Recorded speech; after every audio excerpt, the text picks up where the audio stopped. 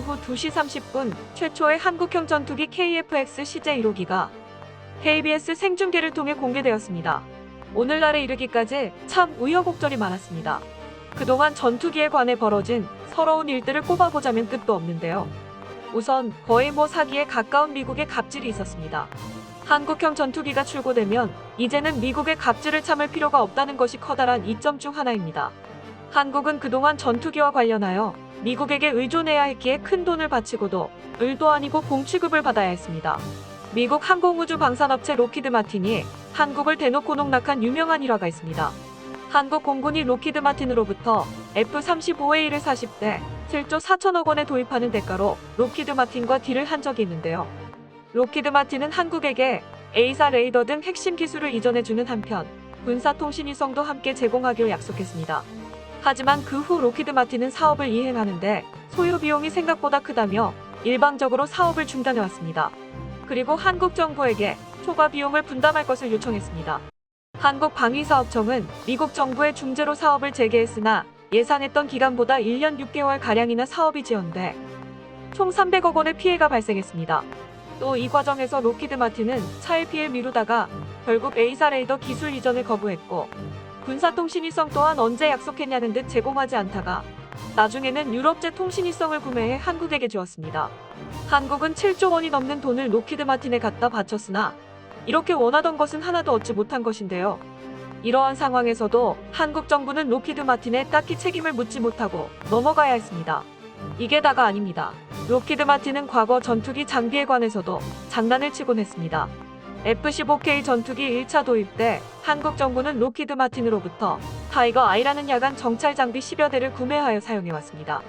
문제는 이후 제품에 하자가 발생하여 수리를 요구하자 로키드 마틴 측이 도입 초기와 비교하여 6배나 오른 부품 가격을 요구했다는 것입니다.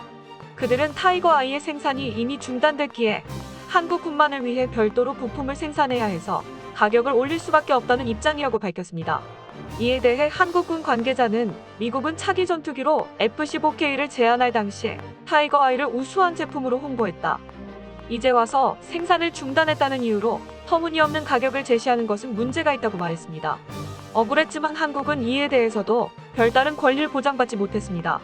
방사교육청은 그 후 호구가 되지 않기 위하여 미국으로부터 전투기와 관련된 갑질을 맞닥뜨릴 때면 국제소송도 불사하는 등의 전략을 세워야 했습니다.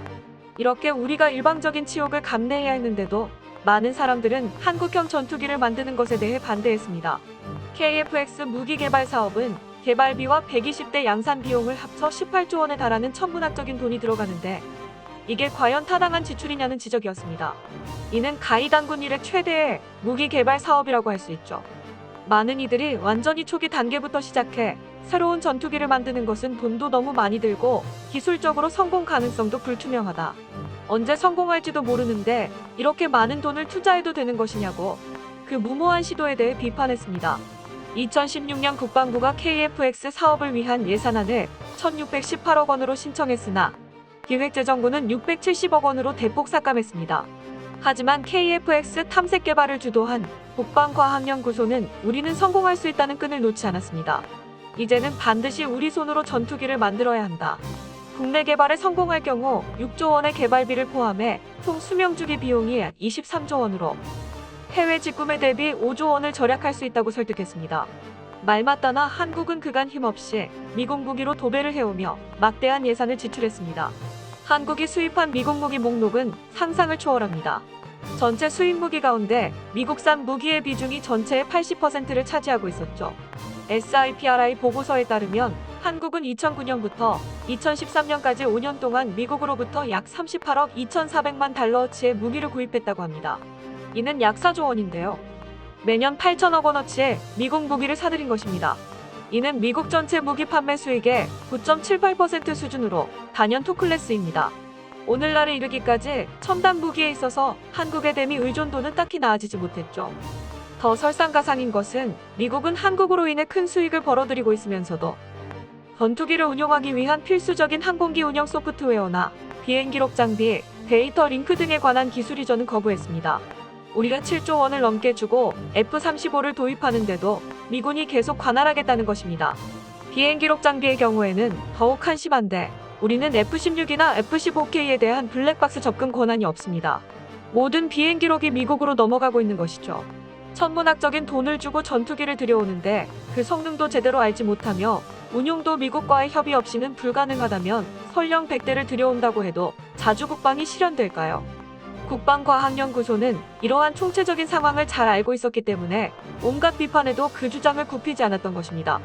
전투기 개발이 과연 우리 기술로 가능한 것인지에 대한 비판의 국방과학연구소는 우리 기술 수준도 선진국의 90% 수준에 달하기 때문에 본 개발을 시작해야 한다는 연구 결과를 내놓았습니다. 언제까지 미국에 의존할 것입니까? 설사 예상보다 개발 비용이 더 들어가더라도 한국형 전투기가 있다면 저렴한 유지보수 비용이 들어가고 항공 부품 산업을 육성할 수 있는 큰 기반이 된다고 주장하며 이제는 똑똑한 접근을 해야 할 때라고 했습니다. CJ1호기가 90% 이상 공정이 마무리된 지금 방위사업청 소속 정광선 KF-X 사업단장은 우리가 얻을 수 있는 구체적인 이익에 대해 설명했습니다. 이번 사업으로 인한 생산 유발 효과는 약 24조 4천억 원, 부가가치 유발 효과는 약 5조 9천억 원, 기술적 파급 효과는 약 49조 5천억 원, 그리고 취업 유발 효과는 약 11만 명으로 예상된다.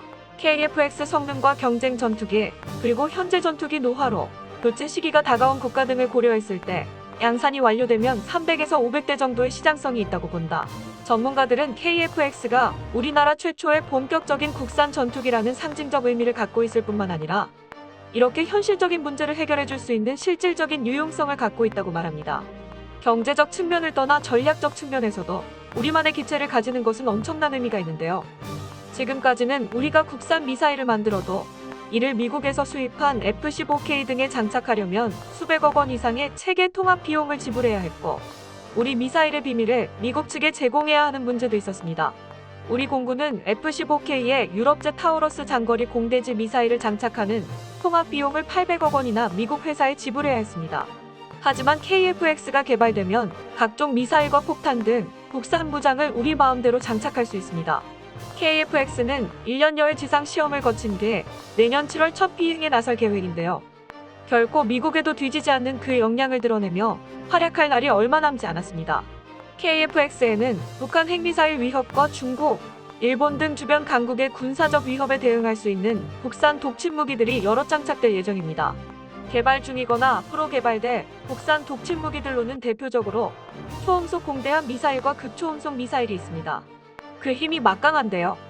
국산 초음속 공대함 미사일은 중국, 러시아 등 주변 강국의 항공모함과 수상 함정 등을 격침할 수 있는 무기입니다.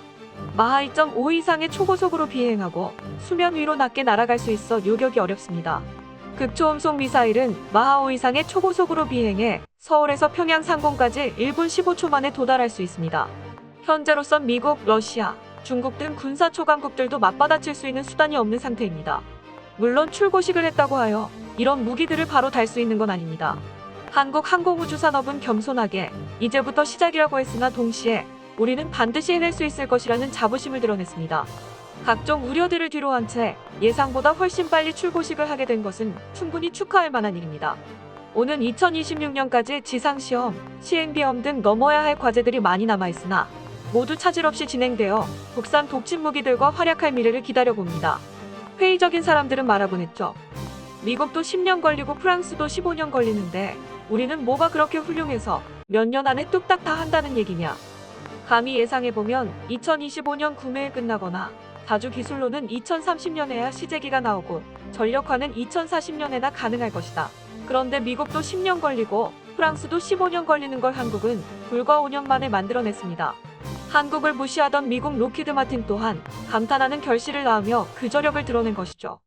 역시 무서운 한국인들이라는 말이 맞습니다. 끝까지 시청해주셔서 감사합니다. 도움이 되셨다면 좋아요를, 다른 이야기도 궁금하시면 구독을 눌러주세요.